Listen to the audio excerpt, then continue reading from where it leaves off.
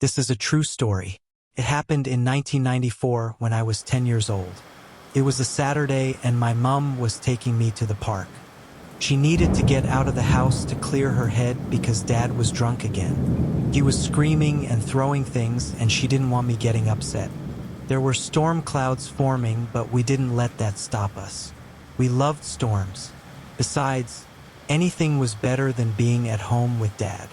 Mom went into the little sheltered hut just outside the park and sat on a bench. She stared at her phone and rubbed her forehead. She went into a kind of daze. I didn't like seeing her like that, so stressed out and worried. "Are you okay?" I asked. "Yes," she said. "Don't worry about me. You go and play." I had the whole park to myself, which I loved because I had social anxiety and struggled around other kids. I climbed the slide to the top of the tower, my trainers squeaking on the wet plastic. I could see for miles up there. It was a tall wooden fort with a roof overlooking an ocean of green fields. The sky was something I will never forget. Churning storm clouds flashing with lightning. Thunder roared. I loved it. I felt so safe up in that fort.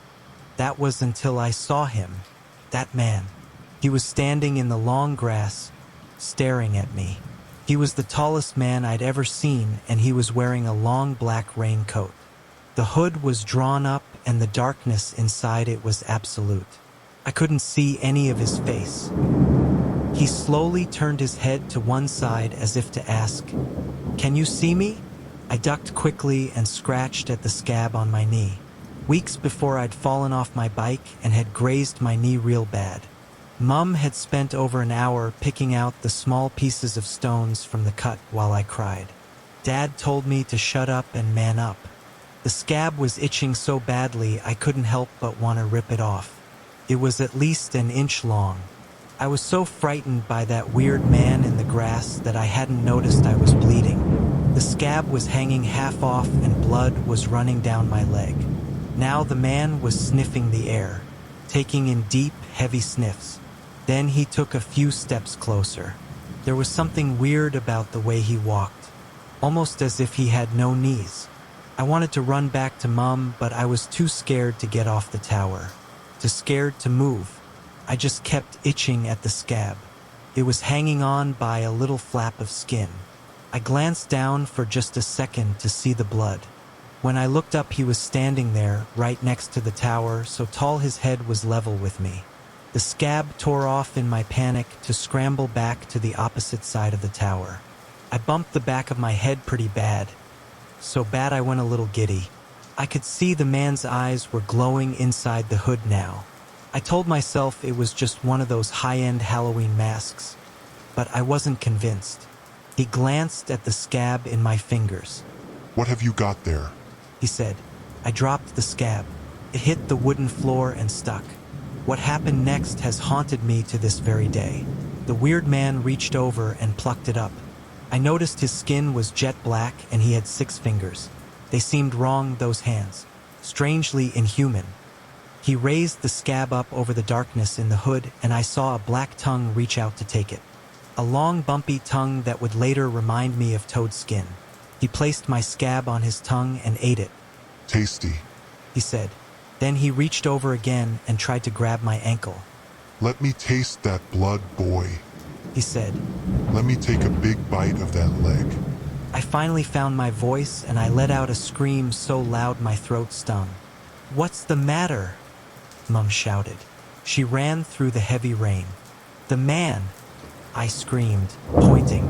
His eyes were glowing brighter now, and he seemed to be laughing.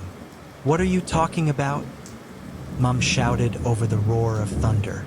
She grabbed me and pulled me down from the tower. "The man!"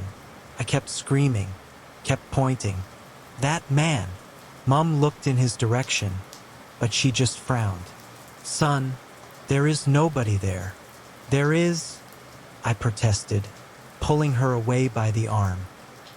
"He is standing under the tower." Mom was frustrated now.